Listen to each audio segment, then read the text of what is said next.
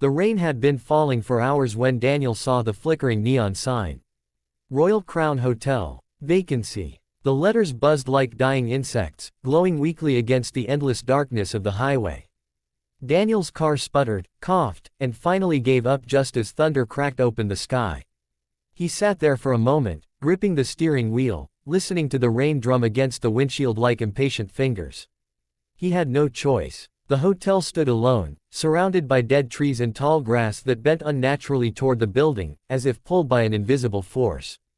Every window was dark, too dark. Daniel grabbed his bag and ran inside. A lobby frozen in time. The door creaked open with a sound that made his spine tighten. The lobby smelled of dust, mildew, and something faintly metallic, like old blood soaked deep into wood. A chandelier hung crooked from the ceiling, its crystals cracked and dull. The carpet was faded red, stained with shapes Daniel didn't want to identify. "Hello," he called. No answer. A bell sat on the front desk. Daniel rang it. The sound echoed too long. Then, slowly, footsteps emerged from the back hallway. An old man appeared. His face was pale, his eyes sunken and glassy, as if he hadn't slept in years. "Room?" the man asked, his voice dry and hollow. "Yes," Daniel replied. "Just for the night." The man studied him for a long moment. "Too long. Only one room left," he said finally. "Third floor. Room 307. Daniel nodded. The old man slid a key across the counter. The metal was ice cold. "Don't leave the room after midnight," the man added quietly. Daniel laughed nervously. "Why?" The old man didn't answer. Room 307. The hallway on the third floor was narrow and stretched farther than it should have. The lights flickered as Daniel walked, and the wallpaper peeled away like shedding skin. Room 307 was at the very end. The door felt warm when he touched it. Inside, the room was old but clean. A single bed, a wooden desk, and a large mirror facing the bed. The walls were painted an off-white color, except they looked damp. Daniel shook off the unease. He locked the door and collapsed onto the bed. That's when he heard it. A soft sound. Inhale. Exhale. He froze. The sound wasn't coming from outside. It was coming from the walls. The breathing walls. Daniel sat up, heart pounding. The walls expanded slightly, then contracted. Like lungs. He stood and pressed his ear against the wallpaper. The breathing grew louder, wetter. Suddenly, thump. Something knocked from inside the wall. Daniel stumbled back. The lights flickered violently. The mirror across the bed began to fog, as if someone were breathing directly onto it.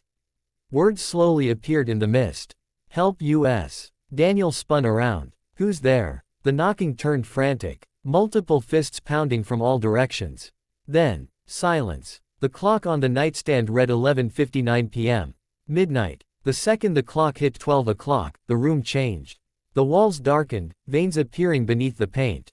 The breathing returned, faster now. Desperate. The mirror cracked with a sharp snap. From the crack, an eye opened. It blinked. Daniel screamed and ran for the door.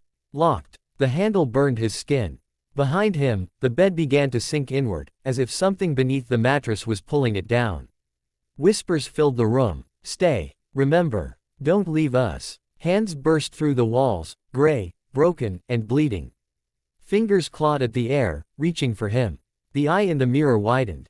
Then the mirror shattered. The truth revealed. Daniel fell to the floor, covering his head. Images flooded his mind. The hotel, decades ago, alive with guests. Room 307. A man bringing people inside. Locking the door. The screams. Bodies buried inside the walls. The hotel hadn't been abandoned. It had been sealed. The old man at the desk wasn't a caretaker. He was the last survivor. And the room was hungry. Consumed. The walls closed in. The breathing became deafening. Hands grabbed Daniel's legs, his arms, his throat. "No," he screamed. "Please." The eye in the mirror whispered, "One more." The walls opened and swallowed him. Morning. The storm ended. Sunlight touched the Royal Crown Hotel for the first time in years. The old man stood behind the desk, listening. The breathing had stopped. Room 307 was quiet again. A car pulled into the parking lot. The bell rang. The old man looked up. "Room?" he asked softly.